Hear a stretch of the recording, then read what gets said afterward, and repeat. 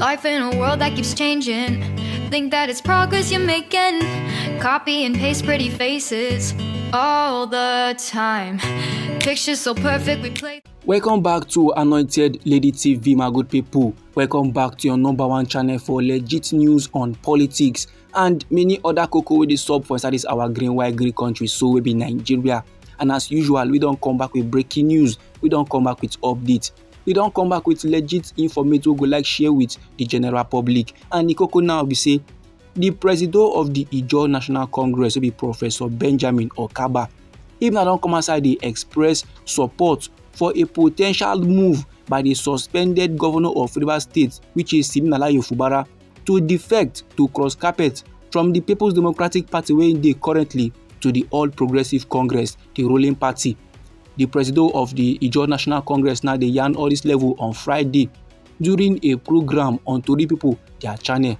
And according to the president of Ijaw National Congress, he said such a move, such a defection, such a cross-carpeting should be viewed as controversial given the fluid nature of Nigeria's political landscape. According to how the talk they come aside from his mouth, he said at this point now, men have to be very much realistic and men guys understand the character of Nigerian politics. And men guys know, say currently for inside we nation Nigeria, we no get political party again. No, wetin we get now na platforms to contest for elections. This my good people now the remarks of Professor Benjamin Okaba, wey be the president of the Ijaw National Congress. And no be lie, my good people. With the way governors from the People's Democratic Party they defect go the ruling All Progressive Congress, na something we say men gas touchlight. Some time ago, Governor Sheriff Oborevwori of Delta State, man will be there for the People's Democratic Party, he na don cross carpet go the ruling party, the All Progressive Congress. And now Governor Umo Eno of Akwa Ibom State, they prepare, they ready to cross carpet still from the People's Democratic Party to the ruling All Progressive Congress. And rumors still dey ground say Governor Ademola Adeleke of Osun State also want to cross carpet from the People's Democratic Party go the All Progressive Congress. And now sake of all these defections, so my good people, many men for inside we nation Nigeria they see reasons to believe say them now they cross carpet because say they want to secure a second term in office. Countrymen now they see reasons to believe say the governors no can they believe the strength of their own parties again. The governors now no can sure whether they go fit deliver, whether their party now go fit help them secure a second term in office. Now why did they cross carpet go the All Progressive Congress so that the challenge no go choke. And now sake of the things and things where they play for inside Rivers State, men they see reasons to believe say Governor Fubara who chop suspension from our President Bola Ahmed Tinubu, what fit come to us now the man go cross carpet go the ruling All Progressive Congress. And that move so no fit be only to secure a second term in office but also for the restoration of peace for inside Rivers State. And Governor Fubara was suspended from office for inside the month of March by our president sake of the escalating tensions with his predecessor, the current Minister of FCT, and that na Chief Wike. Now report on the ground say Governor Fubara was suspended. He na don meet with our president Bola Ahmed Tinubu on Monday for inside Lagos. And this meeting so they fuel the rumors of reconciliation efforts. This meeting so just they fan the flames of uncertainty. Men are the reason say Fubara is on his way to cross carpet from the People's Democratic Party to the ruling All Progressive Congress. Although before now, many stakeholders from inside Rivers State they don't talk say no matter the matter, no matter the political party or whatsoever, anywhere where Fubara pull head, them go also pull head. And at the same time, many men for inside we nation Nigeria, especially for inside Rivers State, them don't criticize, them don't chastise Fubara sake of this move. So sake of saying don't they rub elbows with the All Progressive Congress, them na the yarn say the man is very much weak. They be don enter streets some time ago to do protests about the undemocratic suspension and declaration of a state of emergency. Only for Fubara to come outside on a yarn say the declaration of a state of emergency and the suspension of men is very much illegal. And as a matter of fact, it was a timely and necessary move by our President Bola Ahmed Tinubu to avert chaos we want be plaster for inside Rivers State.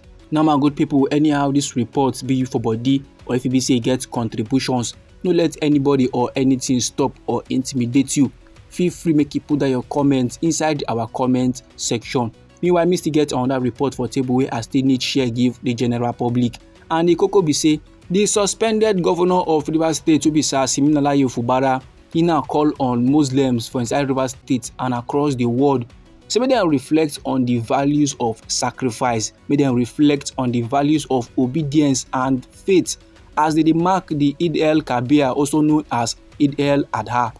And for inside the salam message of Sir Sim Fubara wey im drop on Friday, wey be the 6th day of June for inside this year, so wey be 2025, im now come dey encourage Muslims say make dem use the occasion as an opportunity to pray for peace, to pray for unity and the prosperity of Rivers State and we nation Nigeria, especially at a time wey be say this our country so dey face serious challenges from insecurity and economic difficulties.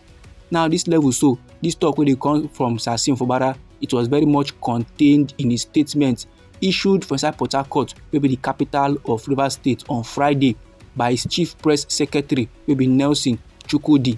And still for inside this statement, my good people, Sir Sim Fubara dey appeal, dey give Muslims so make dem use this opportunity now, make dem use this period to take show kindness to those wey dey in need, especially the poor and the vulnerable. He now come still proceed further, dey urge them to reach out in reconciliation, make dem forgive past wrongs and make dem foster stronger ties within their communities. And then reflecting on recent times, Sir Sim Fubara come dey acknowledge the patience and sacrifices made by the people in support of Rivers State growth. He now come dey admit say while many aspirations dey remain unmet due to political challenges, notable achievements have been recorded. So e go good now make men do the counts, because last the development, the good things of Rivers State, the good things wey Rivers State people dem sweat to achieve go last get to them. Im dey reassure the citizens say the ongoing steps are being taken to stabilize governance and revive the economy. And he can also pledge say their concerns will be very much addressed with practical solutions.